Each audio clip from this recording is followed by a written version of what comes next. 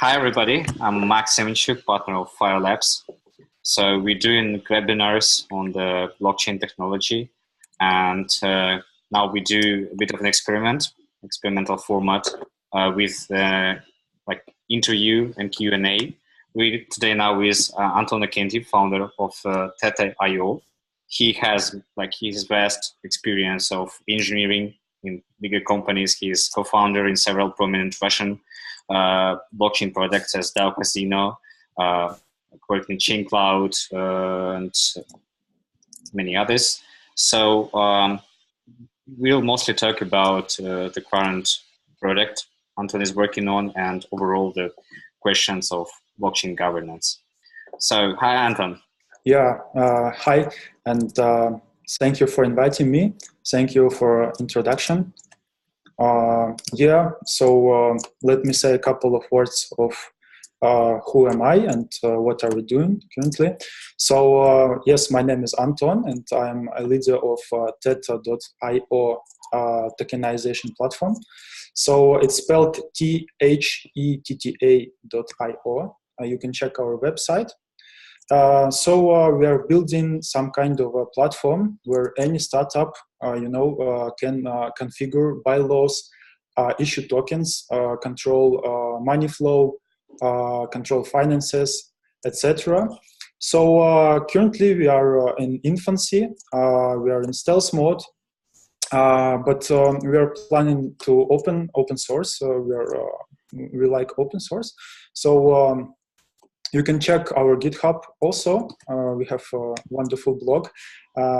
I will share links later, so you can check it. Before that, I was a founder of an outsourcing company, and we built some great blockchain products like EaseLend, for example, for ERC20 tokens lending. Also, we built crypto.tickets and project like Goldmint project. So I'm in the crypto space for about 3 years now, that's all. Yeah. So okay. Introduction. Yeah. So you're free to write the questions in the Q&A module in the Zoom. If they would be relevant, we'll answer them straight away, or we'll spend some time in the end. Yeah. So let's start talking about why have you started to build Theta? What problems or needs are you solving? So let me start by saying that like a short story long, we are in a crypto bubble currently, and it's not a secret. Everybody understands that because virtually every market is just a cycle of bubble formation and pops. So every market needs time in order to be stabilized. So the only question really is how big is the bubble right now? So we can compare this crypto bubble with the .com bubble first, just to spend like 1-2 minutes, okay? Then eventually you will understand what I mean. If we are comparing .com with crypto, so .com bubble started in 1997, and it peaked in value in year 2000. So we see 3 years of continuous growth, and then it popped, and absolute low was we saw absolute low in year 2002. So we see 2 years of continuous decline. But what is interesting here to compare is the total valuation of this .com bubble.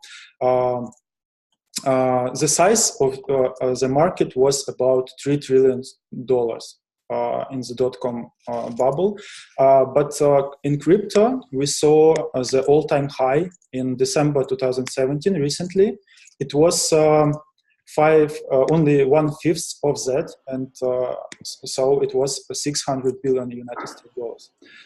So if comparing, we see that crypto bubble, at least now it's going, market is going down, but we didn't reach this high valuation of .com era. But the even more interesting is that crypto is more volatile.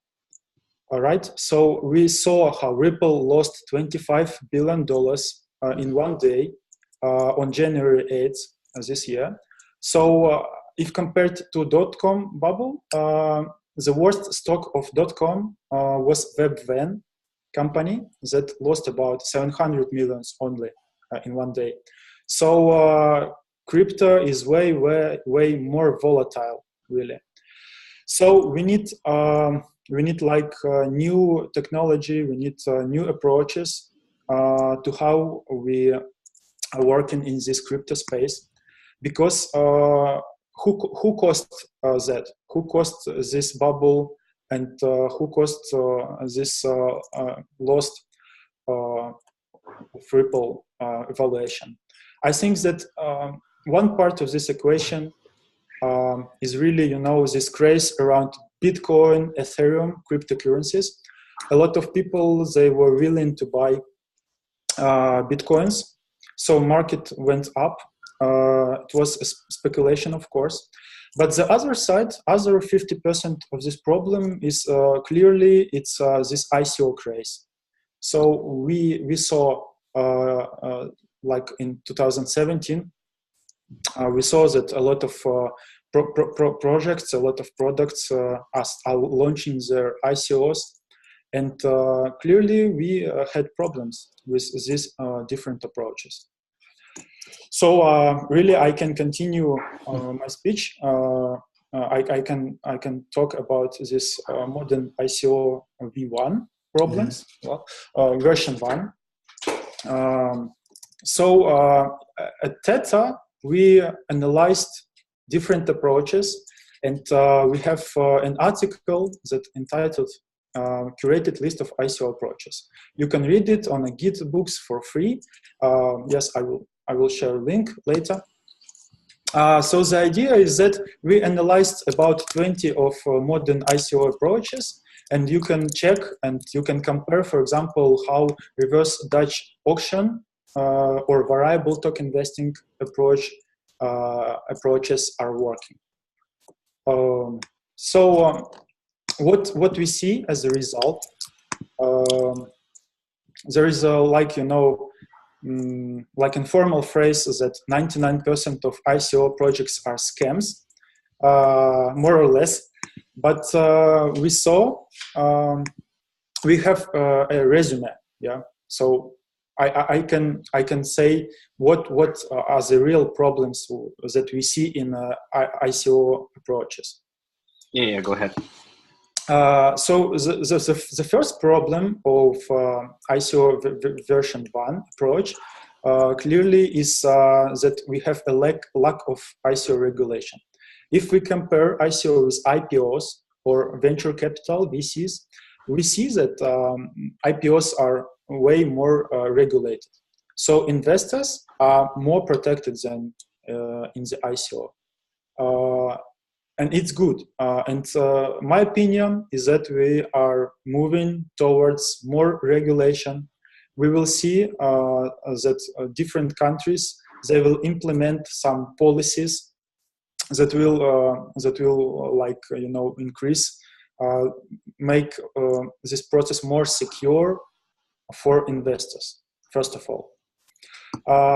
The second problem with the modern ICOs is that we can't evaluate token price easily currently.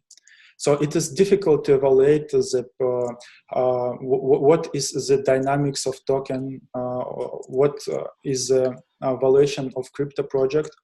There are really many attempts to do that, to apply, for example, quantum theory of money to tokens. And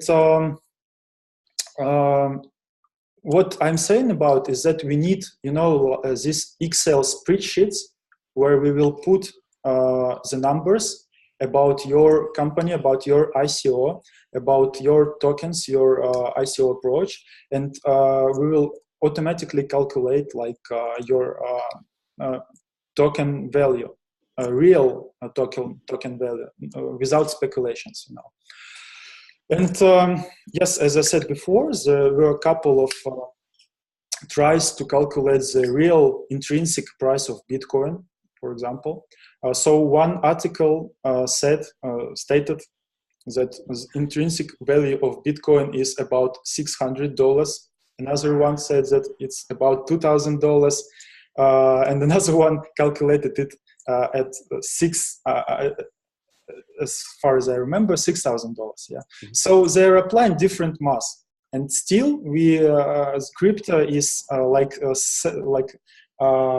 10 years old, or almost. But we don't have this good math that will allow us to calculate the valuation and business model and financial model. Do you think that, like for the companies that are early stage, even if they're not like one-day company working for, I don't know, maybe at least half a year, you know, developing their white paper, collecting their feedback, but still no live product, how can we measure the like potential value of this company? Yeah, sure. Also, this ICO approach, as ICO version 1 approach, really it is technically was not ideal because yes, as you said, the team without traction, without production ready software, they are asking for like tens or hundreds of millions dollars. They're raising these values, and it's really crazy because we need to move to something like a more VC compatible, like ordinary startup does with seed investments, and then they go to round A investment stage. So the problem with current approaches is really that a product has no product market fit and no verified business model. So this is because the current approaches, current ICO models are not ideal. And then we analyzed this, and we propose an improved process, something that is more close to VC scheme. So first, we should show some traction. We should build some prototype here, like bootstrap our project first in 5-6 months. Then after that, in the next stage, we can raise more funds. So I can describe you how are we planning to do our liquid token distribution, what we call liquid token distribution. So if you would like. Yeah, sure. So like whenever like somebody opens your website, they see like a title of like we're a micro company tokenization platform. So it's really cool terms that engineers can understand. Like for the ordinary business people, what does it mean? Yeah, so micro company is a term that invented by us, and we wanted to emphasize that it's not an organization, because organizations, there are different types of organizations, like a non-profit or profit organization. So micro company is, of course, a company that is for profit, and its size is micro, so it's more about startup. So startups are our main customers, really, and we are planning to improve their life, so they can easily issue tokens, configure bylaws, who controls what, and we have a governance layer, of course, and I will discuss it a bit later. Moving back to our token generation approach, I can say that our approach is called liquid token distribution. So here we wanted to emphasize that it's not a single one-time token generation event at the beginning. Yeah, so we are doing that in multiple stages continuously. So if the community community doesn't believe in us, they can vote and they can like stop funding, stop issuing tokens. And technically, we have two contracts. One contract with all these business rules inside is issuing tokens with milestones, with community participation, their voting, etc. So, for example, I, as a founder of this project, I get 2 tokens as a salary per month. Okay, so I'm not getting Ethereum or I'm not getting Bitcoins. I have only these 2 tokens. Okay. So sorry, you're talking about your real particular company or just an example? No, it's just an example of this approach to generate tokens and to move towards this more like fair scheme. So far, if I have these 2 tokens, it's up to me really whether I want to keep it and to hold it like for 1 year and then to change it, to go to exchanges. Or I can immediately swap it and get Ethereum back. So we have second smart contract with which is a market maker. So the market maker is like a Bancor-styled smart token. From one side, we put there 100 others. Okay. From the other side, we put like 1,000 our Theta tokens. So this market maker automatically calculates the price of our token. We don't need to go to any exchange. We don't need to do some ICO. No need to wait for investors because they always can come to this market maker contract and, for example, sell the Theta tokens or buy them. So yeah, if it comes to my 2 tokens, it's up to me. I can go to this. Market maker and do an exchange operation. So excuse me. So you operate kind of your own exchange, right? Yeah. So this is yes, like that. So okay. It is a very small exchange with a little amount of liquidity, but still it's very good for bootstrapping our project. And by doing that, we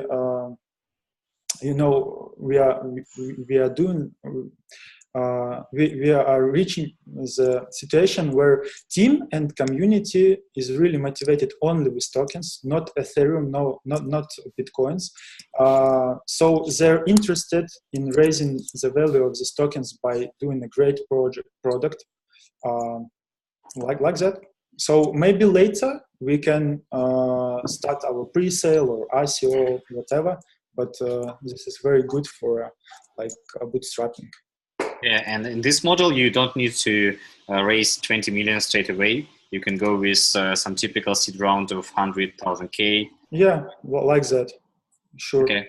So this approach is really very close to what MakerDAO did. And Vitalik replied us, and he said that really Maker did very same. And it's cool because any project can do this in 100 lines of code, and no need to wait for exchanges to list the tokens. So token is liquid right from the day one of official launch, like that. Sounds good. So who do you think would be the early adopters of such solution? And are there any already using it? Yeah, that's an experimental approach, really. We see that, of course, it's always like a trade-off So we have pros and cons about this approach, but we'll see. Maybe some other projects will do same. Will help us, to improve this scheme like that. But we'll see. We are open, and we are open source. So if some of you have like thoughts about how to improve this process, we are very open, and we'll be happy to hear that. So do you think mostly the crypto entrepreneurs would be the first to try it out? They usually like... Yeah. My opinion is that we don't need to like divide the worlds into like crypto world or VC startup world. So crypto is just a vehicle, just a technology that we can use, and the society can use it. So any startup that raised funds in some accelerators or like Y Combinator, they were searching for angel investors. Now they have a great option of doing this bootstrapping with the smart contracts, and so they can raise funds much like quicker, faster, like that. So it's a great opportunity for startups, I think, and maybe in 1, 2, or 3 years, this technology will mature, and we will see many startups using it. Okay, so there is like some amount of people who are thinking about doing an ICO now, and it looks like that you're proposing a more reliable kind of like better, like investor-friendly approach when company like treats the funds in really secure way and so on. But on the other hand, all these guys can as well go and try to raise 20 millions. And if they're smart enough, what can you say to them? Like, why should they do that in a more bootstrapped way? I would say that it's really not about should they or shouldn't. It's about that eventually any market will stabilize. And now, if they are launching their ICO, they are writing white papers, and they want to collect like $1 million or like $10 million. So the investors, the market response is that no, guys, we are not going to give you this huge amount of lump sum money because we saw the 2017 projects. They have no product. They have good marketing, but no customers, no clients. Nobody uses their project web systems. So it's about a market that is going towards this solution, and it helps people to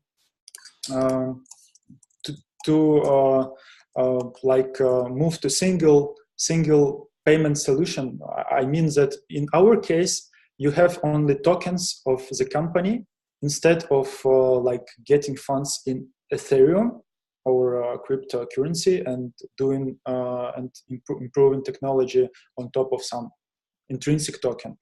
So it's a simple approach, simple scheme. It's very convenient, really. It like that. So I hope other projects will use it, and improve this project, this approach. Okay. Me personally, I really like the idea. And we have some kind of agreement inside our company about like some kind of like also liquidity and shares and so on. We don't put it on blockchain because it seems like that we're pretty far away from the full automation, and it can be also costly to do that. That's why it's great that you're doing that. But what comes to me is that still, like when we operate with our like Bitcoin and Ethereum, really only a small amount of people are open about, for example, getting all of their salary in the cryptocurrency. Yeah. So what do you think we will need to have, and when would the change come? Yeah, this is a tough question, really, because we are like pioneers. I mean, not our company only, but the whole crypto community, crypto society, you can call it like that. Yes, we are moving towards that. It is hard to get the salary in Ethereum today. It is difficult because of high. Because it is very volatile, first of all. Yes, so we need other products like lending, hedge funds, banks that will move to crypto and will provide us with great service where you can hedge your tokens, and so they will not be as volatile as before.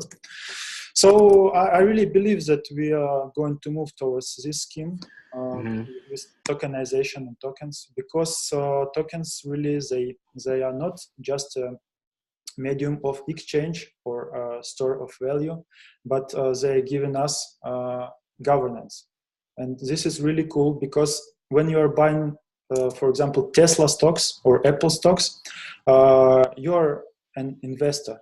You want to get profit out of that, but you don't have, you can't govern the company, say that no, I am against Elon Musk, for example, I want to fire Elon Musk.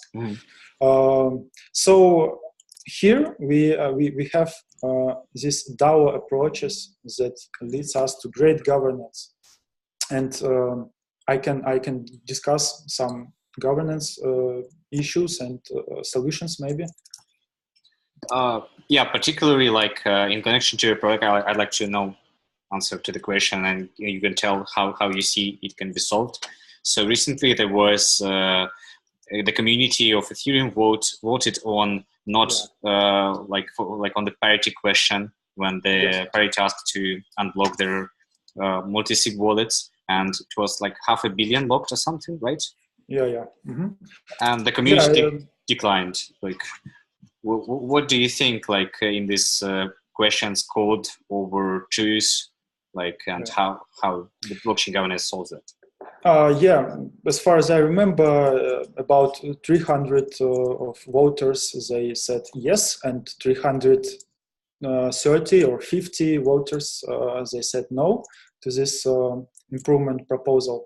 So really, the governance is a process of continuous improvements. So because main goal of any organization, of any company, of any society is to adapt to changes.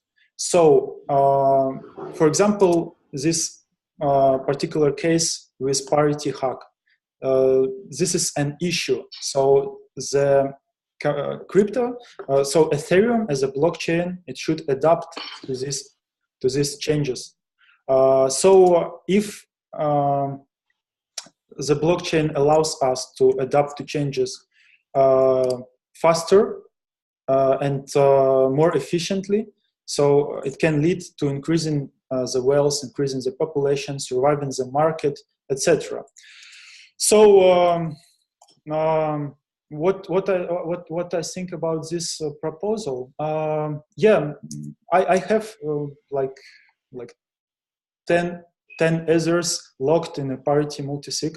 Really not a big amount, but what I think is that yes, they will fork, they will do a hard fork instead. It doesn't matter if some said yes or no, and that's all about the governance on the blockchain. If you want, you can like fork your company or fork your blockchain like in a few clicks. And that's awesome, because if you believe in the outcome A, so you believe that they need to unlock the multi-sigs, so you're just moving and you're working with this branch. Yes, they can call it Ethereum, like super Ethereum. Mm-hmm. Okay. But if you don't believe in the founders, if you don't believe in this solution, so you just continue to work with with Vitalik and with guys that said no, we don't need that. So governance really consists of two key parts. One part is incentives. So that is what we call crypto economy. So it's about fees, reputation, etc. Who gets what? Mm-hmm. And the second part is a coordination mechanism. So this is how decisions are applied and made. So, for example, if Ethereum includes this voting mechanism in the protocol layer, so maybe this hard forking would be much easier. So it will be like automatic. It will like fork into two branches. But currently they don't have such a mechanism in the protocol layer. So they use off-chain governance. Yes, we call it informal governance. So informal governance is when Vitalik, for example, posts an article about, guys, we should like unlock parity. So here is the updated code. Here is the updated distributive. Please download it and use it. But if you want to continue to using old branch of the code, you just stay and continue to support the original one. So there are some pros and cons of on-chain governance like Tezos builds and off-chain governance like we have in Bitcoin and Ethereum currently. There is really only one thing that is on-chain in Ethereum. It is about gas limit. So miners can vote for the gas limit. They have a special API method that they can call and either to lower or increase the gas limit. But Tezos is building a blockchain with a built-in governance mechanism, for example. And there are a lot of projects that are building governance on top of the blockchain in like smart contracts. And we are doing the same. We are building our own governance layer on top. So really, governance, it is not really needed to invent something here, because we can look at what the society already built in the real world, and just add these features of blockchain, the transparency and decentralization. So I don't think that community, even with the brightest mind like Vitalik or some other guys, will be able to outperform the scientists like Karl Marx and Adam Smith. So we don't have time to reinvent the world, really. So we can apply a new technology to this models and schemes of how governance should be working. Like in the United States, we have this kind of voting scheme with delegation. In England, we have the Queen, which is like Vitalik can end up the person like a queen with no rights really, but influential. Yes. So, for example, if modern democracy in the United States has like election cycle of 5 years, we can reduce that to 5 months or 5 days because we use new technology. And this is the small improvements that eventually we are going to implement. I hope that the world will use blockchain for governance. Okay. So correct me if I'm wrong, as far as I know, there is a big problem with the participation rates on these votings. So really, a only small amount of people participate. And there is some also mechanism for that they don't usually get anything out of voting, right? So what do you think about that? Yeah, so this is like a very big problem for voting. It is called low voter participation or free rider. free rider problem. So it happens because it is not rational to spend your time voting, even if you have some money invested in the project or in the Ethereum as an example, because costs of your voting outweigh the benefits. So rational people, they really don't participate even in the real world elections because it's just irrational. So what we have here is low voter participation that leads us to that voting reflects only views of a small percentage of people, you know. So the second problem with that is an attacker can use like only small percentage of money, of coins, of tokens to sway the vote, to influence the vote. So there are, and we end up with bribery, yeah. So we have investors, token holders that are saying, okay, I'm going to take a bribe or two. It's not a big deal because we are profit maximizers. Why not? Somebody pays us and we are getting it. Same with the real world, because bribery during elections exists also in the real world, but it's way more rare because we have KYC, we have our passports, and we have laws and penalties against bribing, and we have courts that are working. So like that. And if you are asking how to solve this problem, Vitalik, he proposes this feudarchy scheme that is called feudarchy. So the idea is that we can use prediction market instead of voting. So prediction market, I can describe how it is working in case of governance, for example. So the main idea here is that during voting, you only vote for yes or no right here and right now. But in a prediction market feudarchy, you are voting for an outcomes that will be like evaluated later. For example, if you have question, if we fire Vitalik, would the market capitalization of Ethereum grow in the next year? Okay, we have this question and we have only two answers, like yes or no. And we can issue tokens, yes tokens and no tokens. The initial price of tokens are the same. For example, let it be $0.50, 50 cents. So if you are right, so if your prediction is correct, you will later get $1 for each token. So your profit is 50 cents too. If the crowd believes in the outcome A, it starts to buy these tokens and eventually the price goes up. So the token is now at 90 cents per token. So the margin, so your profit is lower if you're answering like a crowd, if you're majority.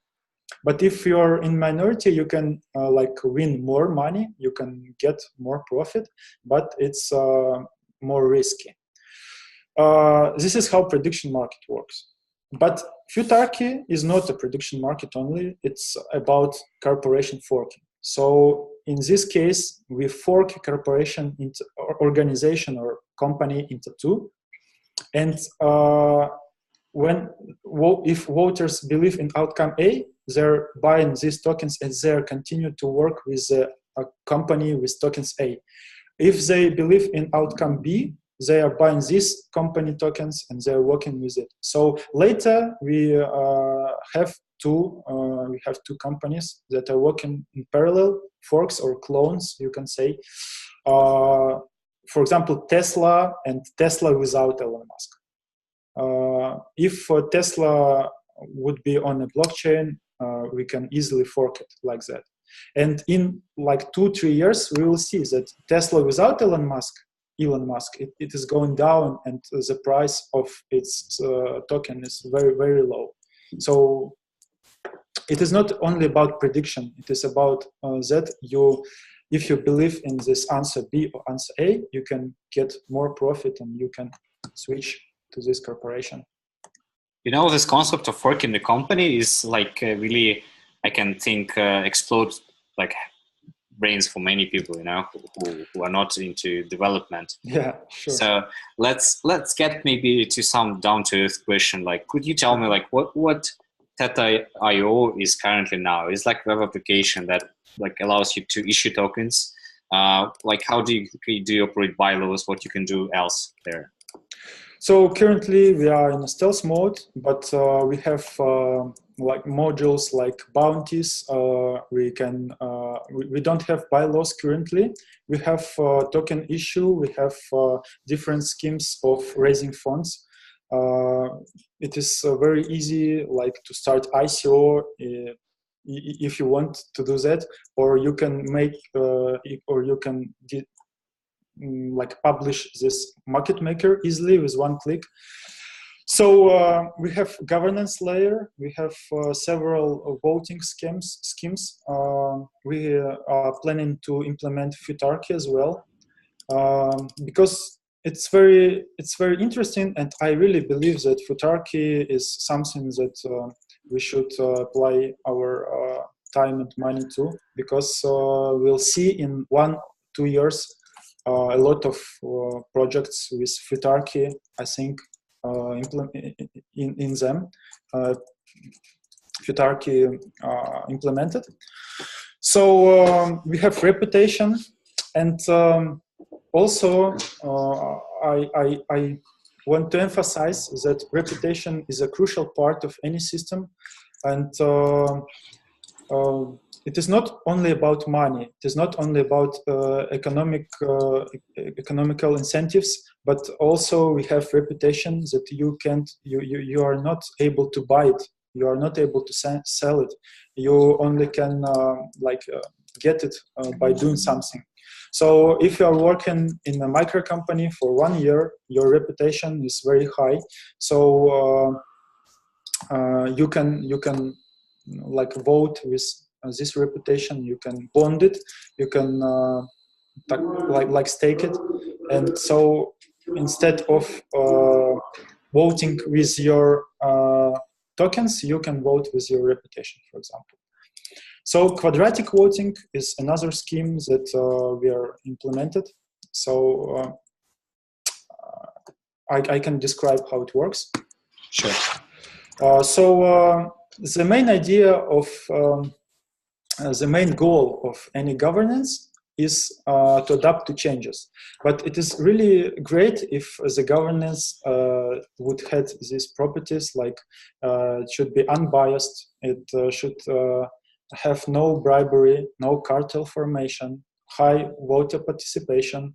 But the most crucial property is that power should be decentralized, so that majority is balanced with minority. You can imagine Vitalik or Chinese miners or Donald Trump, for example, as a majority who controls big corporation or even country. So it is very bad if during the voting, for example, majority always wins. So quadratic voting is a better way to make collective decisions, because if you have 2 tokens and you are willing to vote with them, the first token will give you 100% of voting power, but the second one will give you only 50% of voting power. So even if Vitalik is owner of 1 million Ethers, but he should not have a linear advantage over the minority. So this helps us to, to gain additional influence by a minority, really, if they want. There are also other schemes like multi-stage voting, because it is cool if you can vote, then see the outcome, and then you can decide whether you want to put more money into the vote, for example, or more reputation to stake it or bond it, so that voting will have it will run again. So you will win, for example, you will become a majority right now. Well, like that. Okay.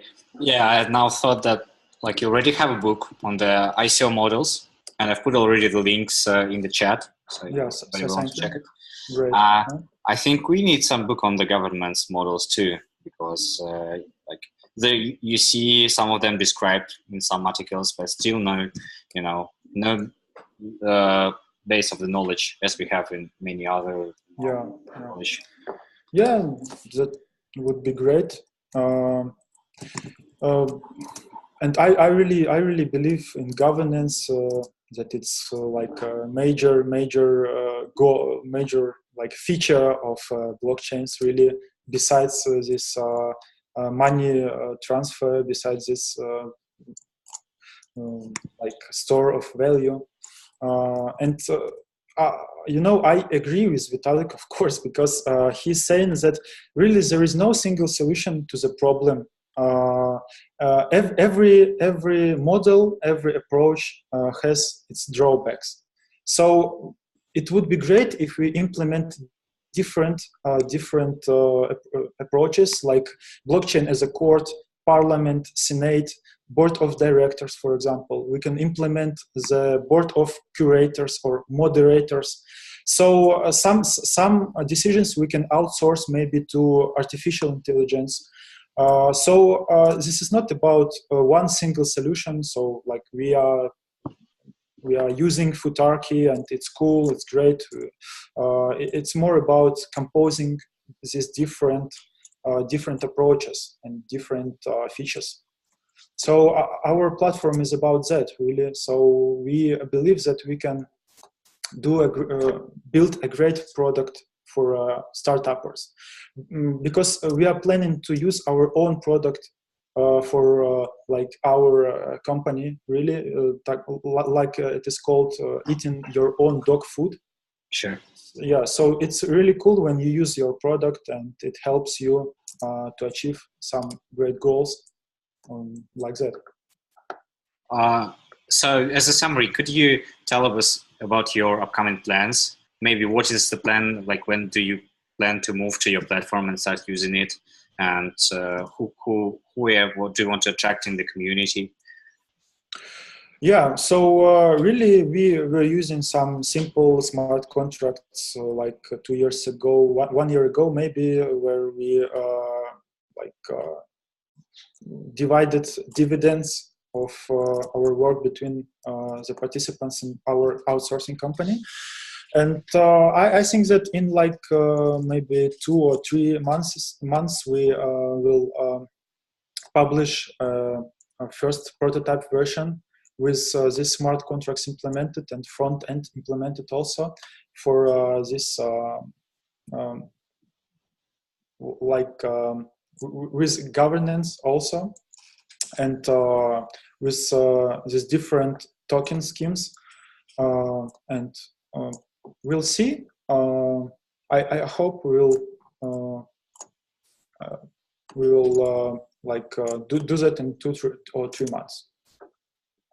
Sounds good. And like, do you plan to start some beta testing, or like do you need some early feedback? Like, as we shared to the community, who do you want to go? Who do you want to attract?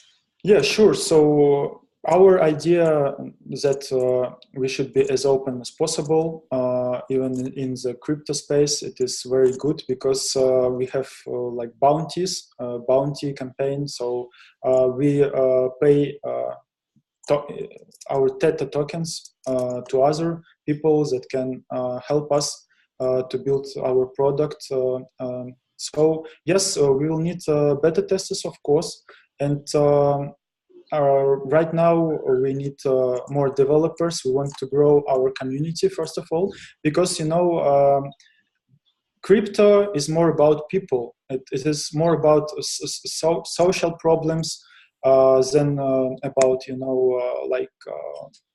doing projects or products or doing some technologies that nobody wants or nobody uses.